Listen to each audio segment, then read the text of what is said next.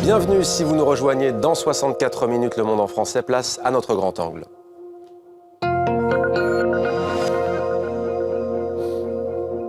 Grand angle consacré ce soir à la Tunisie avec Shams, association qui lutte sans relâche pour la dépénalisation de l'homosexualité et pour les droits des LGBT, c'est-à-dire des minorités sexuelles.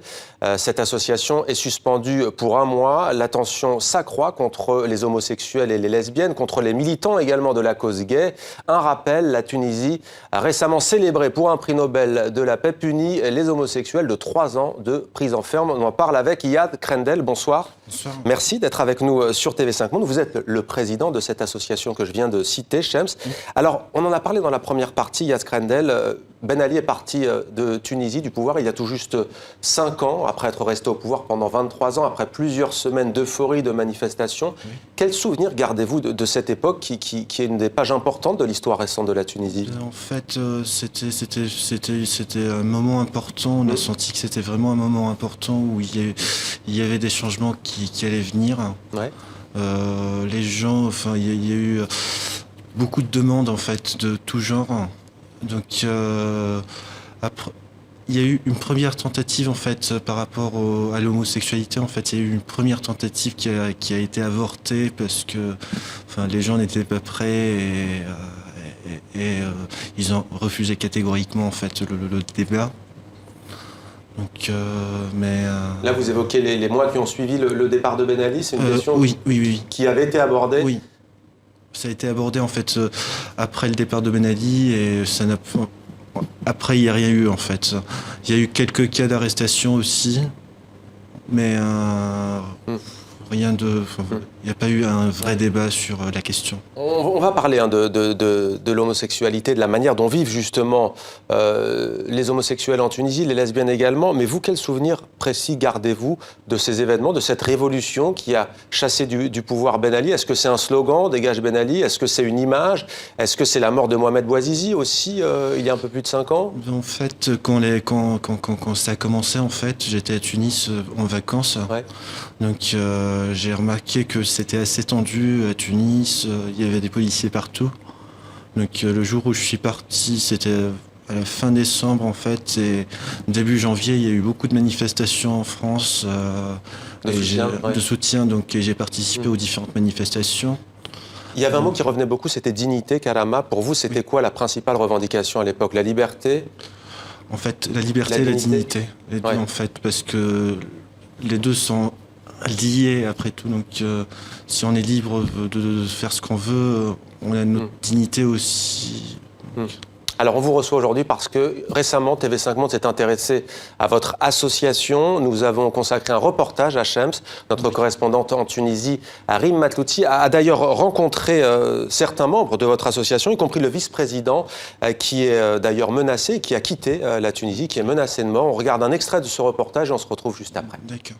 Aussi, les couleurs sont... Sur cette banderole, on peut lire « Le test de la honte, jusqu'à quand ?» Eddy et Ahmed sont les membres fondateurs de l'association Shams pour la dépénalisation de l'homosexualité en Tunisie. Cette association dénonce la condamnation d'un jeune à 1 an de prison pour l'homosexualité. Il a été jugé coupable après avoir subi un test anal.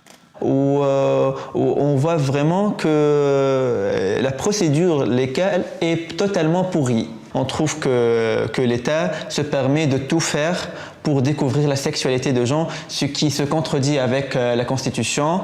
Malgré la nouvelle Constitution qui garantit la liberté individuelle, la loi 230 condamne encore l'homosexualité de 3 mois à 3 ans de prison ferme. Elle devrait être révisée, mais la question reste taboue en Tunisie. Pour la communauté LGBT, l'association et sa page Facebook sont un soutien inestimable. Il y a des gens qui sont exclus de leur famille, où ils sont des mineurs, des jeunes, des lycéens, des facultiens, ils ne trouvent pas de refuge, social, ils sont rejetés par leur famille, par l'État et par la société.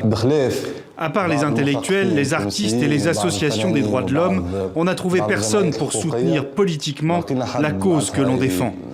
Les politiques n'osent pas défendre la question gay de peur de perdre un électorat. L'argument religieux est le plus souvent utilisé. Le ministère de la Justice refuse quant à lui de donner le nombre d'arrestations de gays en Tunisie. L'objectif de l'association est d'ouvrir enfin le débat, de casser les tabous et les idées reçues.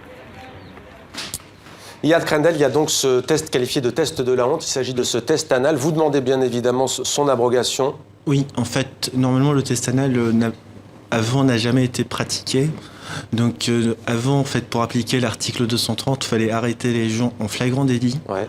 Donc, depuis quelques mois, on assiste à un changement, en fait, certains homosexuels, d'ailleurs, ou pas, ont été dénoncés par des voisins. Hein. Il y a notamment des dénonciations. Et du coup, après, ils subissent ce test pour prouver qu'ils ont eu une pratique homosexuelle.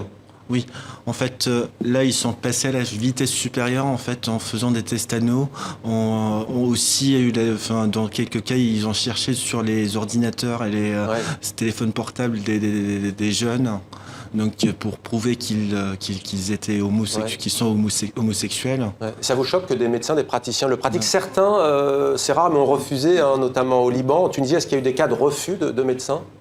En fait, des cas de refus, je ne sais pas, mais je sais que un des accusés a refusé, en fait. Et quand il a refusé, il a été passé à tabac jusqu'à ce qu'il accepte de faire le test anal.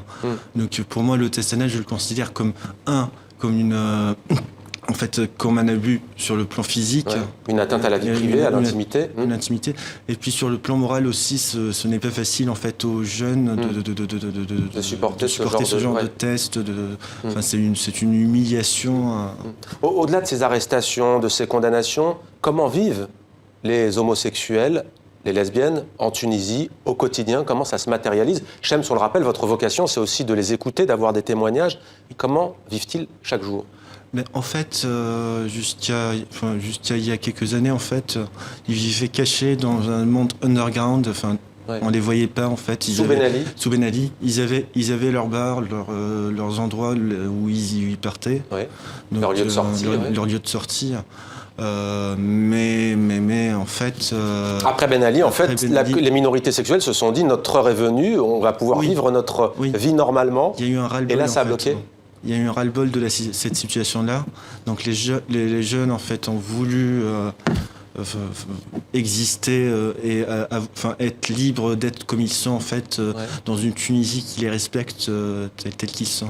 Et en phase 2, que trouvent-ils? Qu'est-ce qui bloque? En fait, en phase 2, il y a une bonne partie de la société qui est assez conservatrice. Donc c'est pour ça, nous, l'un de nos objectifs principaux, en fait, c'est d'instaurer un débat sociétal. Donc afin de changer les mentalités, afin de voir quels sont les problèmes des gens, en fait, qu'est-ce qui bloque chez eux, en fait. Et pour moi en tout cas, il faut aller sur le terrain et parler avec les gens et changer les choses. C'est ce que vous voulez faire. On ne va pas faire de raccourcis, mais certains militants de la cause gay le disent. Ils se sentent lâchés par une partie des responsables politiques progressistes. On sent qu'il y a un tabou. Est-ce que vous vous sentez abandonné? Parce qu'au fond, que des conservateurs, que des religieux ne vous soutiennent pas, ça peut s'entendre, mais que des progressistes, des personnes dites laïques ne vous soutiennent pas, est-ce que vous vous sentez abandonné? Personnellement, je m'y attendais parce que pour moi, Nida Tounes est un parti assez conservateur. Parti au pouvoir actuellement, avec Ennahda. Oui. Et donc, en revanche, les partis de gauche, il y en a qui ne se sont toujours pas prononcés. Et il y a le Amami, en fait, qui s'est prononcé, qui a dit qu'il était contre de la gauche radicale. Et pourquoi ne se prononce-t-il pas, à votre avis? En fait, il y a une certaine peur. On a aussi contacté quelques députés tunisiens, mais ils n'osent pas en parler à l'Assemblée nationale. Donc, il y a une certaine peur des plus conservateurs, en fait, de l'Assemblée. Donc, il y a un jeu comme ça de stratégie politique aussi qui ne vous aide pas. Suspendu 1 mois, Shems, votre association, je l'ai dit. L'avenir, quel est-il? Eh bien, en fait, là, tout de suite, on a fait une opposition à la décision du juge, du président du tribunal de première instance de Tunis. Donc là, normalement, l'audience devait se tenir le 12 janvier. Elle a été reportée au 19 janvier. Donc là, ce qu'on attend, c'est un soutien des associations, des organismes internationaux, en fait, afin de faire pression sur le gouvernement tunisien pour garantir cette liberté, garantir... Alors Yad Krendel, vous le savez, la Tunisie est érigée depuis maintenant plusieurs années comme un modèle, non pas à tort, à raison, puisque la transition démocratique, disons-le, est quand même plutôt réussie quand on voit ce qui se passe dans les autres pays de ce qu'on a appelé les printemps arabes. Pour autant, même s'il y a eu ce prix Nobel de la paix décerné au Quartet, 4 associations, 4 organisations qui ont aidé à cette transition, pour autant, il y a eu, au moment même où ce prix était décerné à Oslo, il y avait des arrestations d'artistes parce qu'ils avaient consommé du cannabis. C'est la fameuse loi 52. C'est l'autre épine dans le pied de la révolution tunisienne. Oui, en fait, ça a détruit plusieurs vies en fait, parce que des jeunes qui sont au lycée ou qui sont à l'université en fait, qu'on arrête et qui vont en prison, leur vie elle est détruite. Ouais. Loi héritée de Ben Ali. Loi héritée de Ben Ali, oui.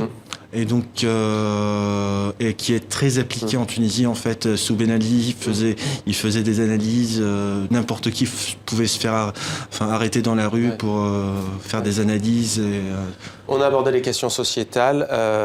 Comment voyez-vous l'avenir de la Tunisie? Crise économique, crise politique qui couvre. Il y a également le terrorisme, rappelons-le, le musée du Bardo, la plage de Sousse qui a visé des touristes notamment britanniques. Il y a eu plus récemment un attentat contre le bus de la garde présidentielle. Comment voyez-vous l'avenir de la Tunisie et que faudrait-il selon vous pour que la révolution se concrétise? Eh bien, en fait, ce qui se passe aujourd'hui en Tunisie est très normal. Donc, après une dictature, il y a une phase d'instabilité. Donc là, les Tunisiens sont en train de se découvrir, en fait, parce qu'avant, les Tunisiens, ils savaient... Par exemple, en ce qui concerne l'homosexualité, c'était un sujet tabou, et on n'en parlait pas, et les gens ne pensaient pas que ça existait, ou même si ça existait, ils ne pensaient pas qu'il y avait autant d'homosexuels. Ouais. Donc ils avaient des idées reçues fausses sur le sujet. Le mur de la peur est tombé, on peut en discuter au moins, c'est ce que vous dites. Oui, ça c'est le point positif en fait, et nous comptons sur ça pour continuer le débat et un jour abroger l'article 230. Merci beaucoup Yad Krendel d'avoir témoigné sur TV5. Moi je rappelle que vous êtes le président de Shems. Merci à vous. Je vous en prie.